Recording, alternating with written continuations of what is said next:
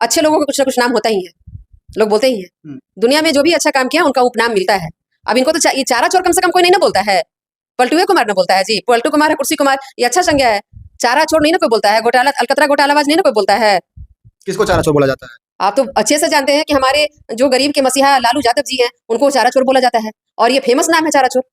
ये कोई नई बात थोड़ी है, सारे लोग जानते हैं। महिलाओं के बोलते हैं, उनको डर नहीं लगता है? किस बात का डर है जी? हम एक नागरिक हैं, डर किस बात का है? डर किस बात का है? जो सच है सो बोल रहे हैं। खुलेआम चारा चोर बोल रहे हैं। बिल्कुल एकदम बोलते हैं, चारा चोर जितनी बार कहिएगा बोल सकते हैं उनको चारा चोर। चारा चोर है, अलकतरा चोर है, लैंड के बदले नौकरी, अभी पेपर लीक की बात आप कर रहे थे, जमीन के बदले नौकरी रेलवे में दिए हैं, रेलवे मंत्री जब रहे थे। तो घोटाला से तो उनका भरा पड़ा है हिस्ट्री, उनके पूरी फैमिली का। तो फिर डर किस बात? तेजस्वी जी क्या माई बहन को सम्मान देंगे? अपने घर की भाभू को सम्मान पहले देना, भाभी को, सॉरी भाभू नहीं, भाभी को। किस भाभी को बात कर रहे हैं आप? उनके जो बड़े भाई तेज प्रताप जी हैं, उनकी भाभी जो ऐश्वर्या जी है, उनको बाल पकड़ के उनकी माँ घसीट घसीट के मारी है। जो अपने घर की बहू को, अपने घर की लक्ष्मी को सम्मान नहीं दे सकते, वो क्या दूसरों के माँ बहन को सम्मान देंगे जी? तो पहले सम्मान देना, तो मैट्रिक एग्जाम होते थे तो बाउंड्री पे चढ़ के लोग सीट पहुंचाते थे। अवसर पहुंचता बाउंड्री के ऊपर, तेजस्वी पास नहीं हो जाते? तेजस्वी जी पढ़े नहीं किए तो पास कैसे हो जाएंगे? परीक्षा देने का उनको मन ही नहीं था। तेजस्वी से बोलते हैं फटर फटर। अरे वो थोड़ा बहुत सीख लिए हैं, 2-4 लाइन पत्नी उनकी लिख करके दे दी होगी, तो किसी चीज को आप रट्टा मारिएगा तो बोल ही लीजिएगा ना। लेकिन बताइए कैसे आप गरीब की सरकार कर रहे हैं? कैसे दलितों के मसीहा कर रहे हैं? क्या ऐसे होते दलित के मसीहा, जिसकी पत्नी के साथ, जिसकी बेटी के साथ, जिसकी भतीजी के साथ, जिसकी माँ के साथ, जिसकी सास के साथ, उसकी नौकरानी के साथ रेप हो रहा है, और वो राजद के विधायिका का बेटा कर रहा है? बिहार में विधानसभा चुनाव होने वाला है और नेताजी प्रगति यात्रा लेकर निकल गए हैं, महिला संवाद यात्रा लेकर निकल गए हैं, विकास यात्रा लेकर निकल गए हैं, पैदल यात्रा लेकर निकल गए हैं। लेकिन इससे जनता का क्या फायदा है? अगर निकले हैं तो चुनाव के टाइम में क्यों निकले हैं, इसके पहले कहाँ थे? इस सभी मुद्दे पे बात करने के लिए बीजेपी नेता इनसे बात करेंगे। क्या कुछ कहिएगा? बिहार विधानसभा चुनाव होने वाला है। जी हाँ, क्या कहिएगा? नेताजी सब यात्रा लेकर निकले हैं, इसके पहले 4 साल कहाँ थे? 4 साल पहले यही थे, और जनता के भी काम कर रहे थे, बहुत सारी योजनाओं जनता के लिए लाए हैं। आप देख रहे हैं कि आप जो हमारे एनडीए की सरकार में जो चीज जनता को जो सुविधाएं मिली है, जो वो किसी सरकार में नहीं थी। आप गांव-गांव में ही जाइए तो देखिए कि पहले जहां मोटरसाइकिल ली जानी तक की गली नहीं थे ठीक से, रोड नहीं थे ठीक से, आज 4 व्हीलर गाड़ियां जा रही है। कोई ऐसा गांव अछूता नहीं जहां सड़क नहीं है। अब एक आध अपवाद में होगा, मैं नहीं कह सकती, बट कोई ऐसा गांव अछूता नहीं है। बात सड़क की रहे तो नीतीश कुमार 15 साल से बात बोल रहे हैं कि हम घर घर बिजली पहुंचाए, घर घर सड़क पहुंचाए। इसके अलावा क्या क्या किए? ये बात भी सही है। देखिए आपको भौतिक जरूरत क्या है? पहले माता बहन खाना बनाती थी, चूल्हे पे बनाती थी। सब घर की पहले के जो दादी नानी हमारी थी, चूल्हा पे खाना बनाती थी। बहुत तरह की बीमारी भी होती थी उसके धुएं से। तो आप देखिए प्रत्येक घर में आपको गैस सिलेंडर मिलेंगे। रह गई सड़क की बात, आपकी सुविधा नहीं, सड़क की सुविधा नहीं होने के कारण बहुत सारे मरीज जो होते थे गांव में, डॉक्टर के पास नहीं पहुंच पाते थे, घर में ही उनकी मतलब मौत हो जाती थी। बच्चे होने के लिए रहते थे, डिलीवरी पेशेंट नहीं पहुंच पाते थे अस्पताल में, तो घर में भी बच्चे और जच्चे दोनों की मौत हो जाती थी। आज सड़क की सुविधा हो गई तो कम से कम कई लोगों की जान बच रही है। और रही बिजली भी, बिजली की सुविधा से बच्चों के पढ़ने में आसान हो गया। बहुत कुछ आपको तेल, कराशन तेल वगैरह ये सब नहीं, अब तो लालटेन वगैरह के काम ही खत्म हो गया है, लालटेन बुझ ही गया है सब जगह। 220 सीट का दावा कर रहा है, जिसको आप बोल रहे हैं कि लालटेन बुझ गया। देखिए दावा करना एक अलग चीज है ना, वो तो हम भी जान रहे हैं कि हम 220 सीट लाएंगे नहीं, लेकिन दूसरे को दिखाएंगे नहीं। दूसरे को दिखाने के लिए तो हम दावा करेंगे ही ना। गरीबों का मसीहा कहा जाता है लालू यादव को। कैसे गरीबों के मसीहा कहा? गरीबों के लिए आज उन्होंने क्या किया? गरीबों को कुर्सी पे बैठने नहीं दिया जाता था। कब ऐसा होता था कुर्सी पे बैठने नहीं दिया जाता था? किसने देखा था कि नहीं बैठने दिया जाता था? लालू जी ने कुर्सी पे कैसे बैठा दिया? अगर ऐसा होता कि नहीं बैठने दिया जाता, तो आप अंबेडकर जी जिनका बात करते हैं, जिन्होंने संविधान के प्रारूप पे हस्ताक्षर किया था, मतलब किए थे हमारे बाबा साहब ने, तो बाबा साहब भी एक दलित थे, गरीब थे, उनको भी गरीब ही कहा जाता है। हालांकि ऐसे गरीब थे नहीं, क्योंकि उनके पिताजी, उनके दादाजी अंग्रेजों के फौज में सूबेदार रहे हैं। लेकिन खैर लोग जैसा कहते हैं कि गरीब थे तो गरीब थे। अब बताइए अगर उनको कुर्सी पर बैठने नहीं दिया जाता था तो इतनी 32 डिग्रियां हासिल कैसे कर लिए? 32 डिग्रियां भी हासिल नहीं किए, क्योंकि लोग कहते हैं 32 डिग्री हासिल करने का मतलब होता है पूरा लाइफ। जन्म के पहले से पढ़ाई करेगा तभी हो सकता है, तो जन्म के बाद पढ़ाई तो कोई करने नहीं लगता है। तो हाँ 7-8 डिग्रियां उन्होंने हासिल किए थे, बहुत बुद्धिजीवी भी थे, इसमें कोई शक नहीं। लेकिन जब गरीब को कुर्सी पर नहीं बैठने दिया जाता था, तब कैसे वो कुर्सी पर बैठते थे? उस समय कोट पैंट पहनते थे और विदेशों में जाके पढ़ाई किया था। तो ये सब खोखली बातें हैं, कहने की बातें हैं। अगर ये बातें थी गरीब की कुर्सी पर बैठाने की बातें हैं, तो आप मसौढ़ी में हमने मसौढ़ी में जो देखा है, बचपन में भी देखा है, बड़े होने पर भी देखा है कि एक एक महीना तक पूरा मसौढ़ी बंद होता था। और ये नीतीश कुमार के शासनकाल में नहीं होता था, ये लालू यादव के ही शासनकाल में होता था।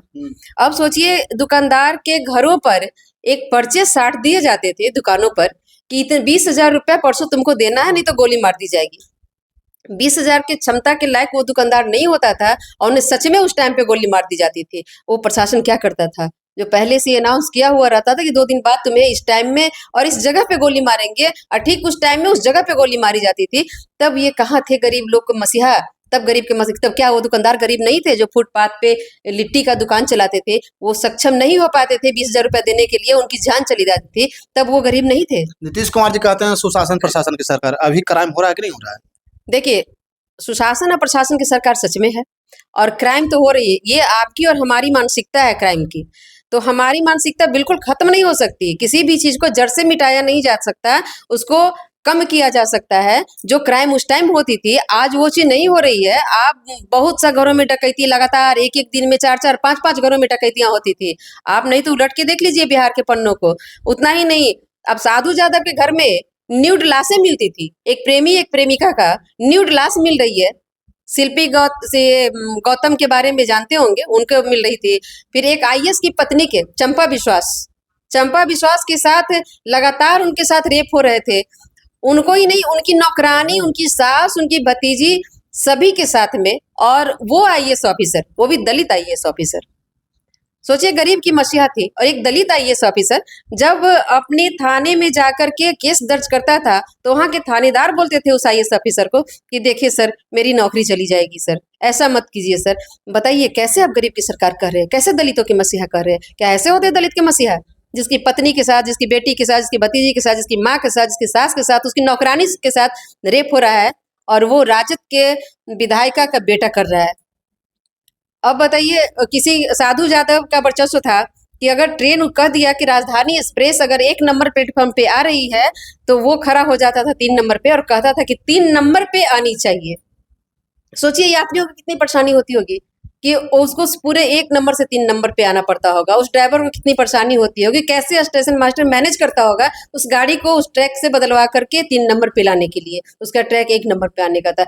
ये राज था, ऐसा गुंडा राज और जंगल राज था। तो आप कह रहे हैं सुशासन प्रशासन, क्या अभी वैसा होता है? आज महिलाएं, मैं खुद आती हूँ 2 बजे रात को मैं खुद आती हूँ 2 बजे रात को घर आती हूँ, तो लेकिन उस टाइम दिन में महिलाएं निकलना नहीं चाहती थी। निकलने से पहले सोचती थी दिन में मैं कैसे जाऊं। आज लड़कियां इतनी पढ़ रही हैं, साइकिल चला रही हैं, सभी जगह जा रही हैं, अच्छे अच्छे पदों पे जा रहे हैं। आप देखिए, क्या इतनी बिहार पुलिस में नौकरियां थी लड़कियों की? आज इतनी लड़की टीचर जितनी है उतना कल थी नहीं थी। पहले पेपर लीक भी तो नहीं होता था। कब पेपर लीक नहीं होता था? पहले सेटिंग पैसा से ही हो जाता है। आप देखेंगे, टीचर के एक बहाली निकाले थे, मुझे याद है, मतलब मैं न्यूज़ में पढ़ी थी लेकिन लोग बड़े थे लालू यादव के समय में, और 175 या कुछ 125 ऐसे ही पोस्ट ऑफिस से लगा था लोगों का, और टोटल वैकेंसी रद्द हो गई। उतना पैसा तो उन्होंने कमा लिया, वैकेंसी रद्द हो गई, पैसा तो वापस किसी को मिला नहीं। तो आप कह रहे हैं कि नहीं होता था? पेपर लीक के पहले जब मैट्रिक एग्जाम होते थे तो बाउंड्री पे चढ़ के लोग चीट पहुंचाते थे। अवसर पहुंचता बाउंड्री के ऊपर, तो तेजस्वी पास नहीं हो जाते। तेजस्वी जी पढ़वे नहीं किए तो पास कैसे हो जाएंगे? परीक्षा देने का उनको मन ही नहीं था तेजस्वी इंग्लिश जी को। बोलते हैं फटर फटर। अरे वो थोड़ा बहुत सीख लिए हैं 2-4 लाइन, पत्नी उनकी लिख करके दे दी होगी। तो किसी चीज को आप रट्टा मारिएगा तो बोल ही लीजिएगा ना। लेकिन वो रट्टा मार लिए हैं, 2-4 शब्द उनकी पत्नी सिखा दी हैं, बाकी वो पढ़ने में, स्कूल जाने में उनको मन ही नहीं लगता था। तो कहाँ से पास कर जाएंगे मैट्रिक? नहीं तो आप नहीं देखें तो पहले का आप गूगल सर्च करके देख लीजिएगा किस तरह से स्कूल में बाउंड्री पर से, खिड़की पर से चीट पुर्जा फेंके जाते थे। सिपाही 2-2 रुपया लेकर के चीट पहुंचाता था, वो राज था। तो आप पेपर लीक की बात बोल रहे हैं। कभी लीक, ये जो पेपर लीक की बात है ना, कभी से नहीं रुका है, चाहे किसी की सरकार रही हो। लेकिन हाँ, नौकरियों की बात, आज अगर निष्पक्ष नौकरी भी मिल रही है, जो लड़का के पास सेटिंग, अगर लोग कहता है सेटिंग से नौकरी मिल रही है, मैं इसको भी डिनाई नहीं कर रही हूँ, ठीक है, इसको भी डिनाई मैं नहीं कर रही हूँ। लेकिन जो सेटिंग नहीं करवा रहा है उस लड़कों की भी नौकरी कर रही है। मेरे घर में कई नौकरियां हैं और मैं जनरल में हूँ। अब आप कहिएगा कि आरक्षण की बात आती है, 10% जो ईडब्ल्यूएस की बात आती है, 2019 से ईडब्ल्यूएस आई है, और 2019 से पहले मेरा भाई जूनियर इंजीनियर रेलवे में है। एक नहीं 8-8 नौकरी छोड़ा है। तो आप सोचिए जब नहीं पढ़ता, क्योंकि वो लोग जानता है कि जनरल को कहीं से कुछ नहीं होने वाला है, पढ़ना पड़ेगा। मेरे देवर नौकरी में, मेरे सारा पूरा फैमिली नौकरी में है, तो आखिर पढ़ाई किया है तो नौकरी में है। तो तेजस्वी जी माई बहन योजना ला रहे हैं, 200 यूनिट बिजली बिल है जो फ्री देंगे। देखिए, तेजस्वी जी के बातें कोरी बातें ही हैं। तेजस्वी जी क्या माई बहन को सम्मान देंगे? अपने घर की भाभू को सम्मान पहले देना, भाभी को, सॉरी भाभू नहीं, भाभी को। किस भाभी को बात कर रहे हैं? आप उनके जो बड़े भाई तेज प्रताप जी हैं, उनकी भाभी जो ऐश्वर्या जी हैं, उनको बाल पकड़ के उनकी माँ घसीट घसीट के मारी है। जो अपने घर की बहू को, अपने घर की लक्ष्मी को सम्मान नहीं दे सकते, वो क्या दूसरों के माँ बहन को सम्मान देंगे जी? तो पहले सम्मान देना है तो उनको दे।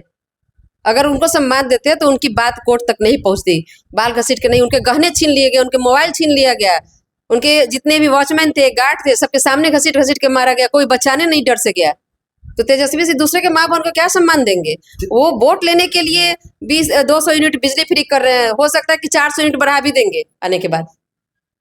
ये उनका कोड़ी कल्पना है जीतने के लिए। आज आप देख लीजिए, उन्हीं के परिवार से मीसा भारती है, सांसद बनी पाटलिपुत्र की। कितने दिन आती हैं लोगों से मिलने, कितने दिन आती हैं, उसी परिवार की बेटी हैं। जब वो नहीं आती हैं, तेजस्वी जी क्या आएंगे? अभी अभी मसौढ़ी में हाल फिलहाल में आग लगा था। आपके राम कृपाल जी पूर्व के सांसद थे, जैसे ही सुने दौड़ के आए मिलने। लेकिन मीसा भारती आज तक नहीं है उन लोग से मिलने।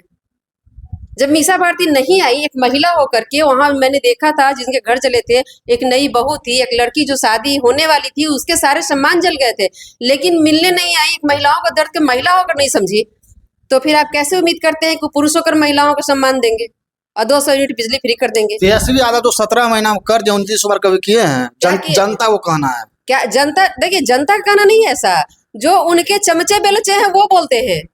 जनता नहीं कहता है ऐसा। तेजस्वी यादव 17 महीने में क्या कर दिए हैं? नौकरियां दी हैं शिक्षक। तेजस्वी जी उप मुख्यमंत्री थे। हाँ। उप मुख्यमंत्री थे, मुख्यमंत्री नहीं देंगे तो तेजस्वी जी के बाबूजी का नहीं था नौकरिया, वो दे देते। तेजस्वी जी के दबाव में नीतीश कुमार जी दिए। काहे तेजस्वी से? नीतीश कुमार ऐसे व्यक्ति हैं जो किसी के दबाव में नहीं आते। तो पलटते का है? पलटना एक अलग चीज है, लेकिन दबाव में आना एक अलग चीज है। दबाव के चलते ही पलट जाते हैं। तेजस्वी जी दबाव दिए तो पलट के भाजपा में चले आए। कुर्सी कुमार नाम दिया है उनको। अच्छी बात है ना जी, कुर्सी पर बैठेंगे तो कुर्सी कुमार रहेंगे नहीं? पलटू कुमार बोलते हैं लोग। कोई बात नहीं है, अच्छे लोगों का कुछ ना कुछ नाम होता ही है, लोग बोलते ही है। दुनिया में जो भी अच्छा काम किया उनका उपनाम मिलता है। अब इनको तो ये चारा चोर कम से कम कोई नहीं ना बोलता है, पलटुए कुमार ना बोलता है जी। पलटू कुमार है, कुर्सी कुमार, ये अच्छा संज्ञा है। चारा चोर नहीं ना कोई बोलता है, घोटाला अलकतरा घोटालाबाज नहीं ना कोई बोलता है। किसको चारा चोर बोला जाता है? आप तो अच्छे से जानते हैं कि हमारे जो गरीब के मसीहा लालू यादव जी हैं, उनको चारा चोर बोला जाता है, और ये फेमस नाम है चारा चोर। ये कोई नई बात थोड़े है, सारे लोग जानते हैं। महिलाओं के बोलते हैं, उनको डर नहीं लगता है? किस बात का डर है जी? हम एक नागरिक हैं, डर किस बात का है? डर किस बात का है? जो सच है सो बोल रहे हैं। खुलेआम चारा चोर बोल रहे हैं। बिल्कुल एकदम बोलते हैं चारा चोर, जितनी बार कहिएगा हम बोल सकते हैं उनको चारा चोर। चारा चोर है, अलकतरा चोर है, लैंड के बदले नौकरी, अभी पेपर लीक की बात आप कर रहे थे, जमीन के बदले नौकरी रेलवे में दिए हैं, रेलवे मंत्री जब रहे थे। तो घोटाला से तो उनका भरा पड़ा है हिस्ट्री, उनके पूरी फैमिली का। तो फिर डर किस बात का है? प्रशांत किशोर का क्या रोल रहेगा? देखिए, प्रशांत किशोर अच्छे व्यक्ति हैं, मैं उनकी बुराई नहीं कर रही, अच्छे व्यक्ति हैं, लेकिन बहुत अच्छा नहीं कर पाएंगे बिहार में। बीजेपी के बी टीम बोला जा रहा है। देखिए, अब तो जो भी सवर्ण कास्ट के नेता आएंगे उनको लोग नाम दे ही देते हैं बी टीम, लेकिन ऐसा कुछ नहीं है। प्रशांत किशोर कोई बी टीम नहीं है और बहुत अच्छा नहीं कर पाएंगे, और हम कामना करते हैं उनके उज्जवल भविष्य का, अच्छा करें और नेता बने। नेता तो हैं ही, लेकिन बहुत अच्छा स्थिति में नहीं रहेंगे बिहार में। इंडिया को कुछ प्रभाव पड़ेगा? देखिए, एनडीए को कोई प्रभाव नहीं पड़ेगा। एनडीए अपना काम कर रही है, महिलाओं के लिए जितना काम एनडीए कर दी है, और सबसे ज्यादा वोटर हमारी महिलाएं ही होती है, एनडीए सरकार की वोट भी देती हैं। इस बार कितनी पार? इस बार पूरा सीट पे एनडीए सरकार। ये तो हर कोई बोल रहा है। बोलने से क्या होगा, हम कह रहे हैं ना एनडीए की सरकार होगी। हाँ। इस बार पूरे सीट पर एनडीए। लोकसभा में 400 पार। लोकसभा में 400 पार। 400 पार अगर नहीं हुआ, 300 पार हुआ। अरे भाई नहीं हुआ, लेकिन सरकार हमारी ही बनी ना। तो आप लोग बोलने के लिए जाने जाते हैं? बिल्कुल नहीं। अभी तो आप अभी बोल रहे थे ना उनके बारे में, तेजस्वी जी के बारे में। हाँ। अगर वो नहीं होंगे तो भी तो बोलने के लिए जाने जाते हैं। नेता नहीं बोलेगा तो कौन बोलेगा? वो तो सब कोई बोलता है, हम भी बोल रहे हैं, हम भी नेता है, हम भी बोल रहे हैं। मसौढ़ी विधानसभा का क्या है स्थिति? मसौढ़ी विधानसभा की स्थिति बहुत अच्छी है। इस बार हम लोग बहुत मजबूत और भी करेंगे ज़्यादा, और इस बार हम चाहेंगे एनडीए से जो भी प्रत्याशी खड़ा हो और वही जीते। मसौढ़ी में विकास हुआ है? मसौढ़ी में दो टर्म से तो आपको रेखा पासवान जी हैं, और अनुमंडल भी बना है 1983 में लगभग। उसके बाद इनके तरफ से तो कोई विकास नहीं है, क्योंकि एक तरह से ग्रामीण उपनगरीय बोला जाता है इसको, बाजार ग्रामीण का बाजार है, ग्रामीण क्षेत्रों का। बहुत सारे छात्र छात्राएं यहाँ पढ़ने आती हैं, लेकिन आज तक एक शौचालय नहीं बनवा पाई सार्वजनिक रूप पे। बोलिए कि मेडिकल कॉलेज देंगे। आप एक शौचालय नहीं बना पाती हैं, मेडिकल कॉलेज तो बड़े क्षेत्र में बनेगा। आप एक गांधी मैदान में वादा की थी घास रोपवा देंगे, आज तक घास वहाँ दिखा ही नहीं। मिट्टी तो घास तो क्या मिट्टी भी नहीं भरवाई है, वो क्या कर पाएंगी? जब 2 टर्म से रह करके कुछ नहीं कर पाएंगी तो मेडिकल कॉलेज क्या बन पाएंगी? ये सब वादे हैं ना, चुनावी वादे हैं, बाकी कोई विकास ही नहीं किया आज तक। विशेष राज पे क्यों नहीं बोल रहे हैं नीतीश कुमार? हमेशा तो चुनाव में बोलते हैं विशेष राज के दर्जा के लिए। देखिए, नीतीश कुमार अगर बोलते हैं और नहीं बोल रहे हैं ना। सुनिए, नीतीश कुमार अगर शोर करके बोलेंगे तब जानेंगे लोग कि बोल रहे हैं। 15 साल से तो बोल रहे हैं। हाँ, बोल रहे हैं। 15 साल से मिल नहीं रहा है। तो ये सरकार की बातें हैं ना, हम तो सरकार में है नहीं, मतलब मैं खुद सरकार में तो हूँ नहीं, पर्सनल। मोदी जी हैं, और मोदी जी कुछ अच्छा ही सोच रहे होंगे, और अगर देना होगा तो देंगे। क्या सोच रहे हैं? 15 साल से नहीं दिए हैं, क्या देंगे वो? कुछ तो देख करके ही नहीं दिए होंगे अभी तक। क्या देखे होंगे? हो सकता है कि मेट्रो वगैरह बनवा रहे हैं, आपको सिटी को स्मार्ट कर दे, पटना को, उसके बाद विशेष राज का दर्जा दें। अच्छा, हर साल बोला जाता है कि बिहारियों का पलायन रोका जाएगा, और हर साल बिहारी है जो पलायन रुकता नहीं है और बढ़ जाता है। आपके क्षेत्र में खास करके बहुत सारी चीज़ों की कमी है जो नहीं हो पाता है, और पहले की अपेक्षा स्टार्टअप इंडिया रोका नहीं जाता है, कम किया जाता है, धीरे धीरे ही रुकेगा। और पलायन पहले से काफ़ी हद तक रुका है, क्योंकि स्टार्टअप इंडिया के तहत आप एक मसौढ़ी में रह रहे हैं, मसौढ़ी की बातें कर रहे हैं, अगर आप किसी और राज्य में भी जाइए, बिहार छोड़ करके यूपी वगैरह में भी जाइए, तो वहाँ की भी स्थिति लगभग है यही है। लेकिन पहले की अपेक्षा बहुत सारी चीज़ों पे कमी आई है, पलायन वगैरह पे। आप मुजफ्फरपुर चले जाइए तो वहाँ की महिलाएं मछली पालन कर रही हैं, और मछली पालन बिहार सरकार की तरफ से उन्हें जमीन दिया गया है, मछली पालन के लिए चारा दिया जाता है, और करोड़ों में कमाई करती हैं जीविका समूह की बहनें। सतत जीविकोपार्जन योजना देख लीजिए, जो एकदम गरीब, विकलांग, लाचार लोग को बिहार सरकार द्वारा दिया जाता है। तो इस तरह से बहुत कमी आई है। एकाएक आप किसी चीज़ को रोक नहीं सकते, क्योंकि बहुत छोटी स्तर पे नहीं है, बड़े स्तर पे है, और बहुत सारी चीज़ों को सरकार को देखना होता है, तो भविष्य में पलायन भी रुक जाएंगे। चलिए, मेरे साथ बीजेपी के नेता थे, आपको कैसा लगा कमेंट करके जरूर बताइएगा। जय हिंद।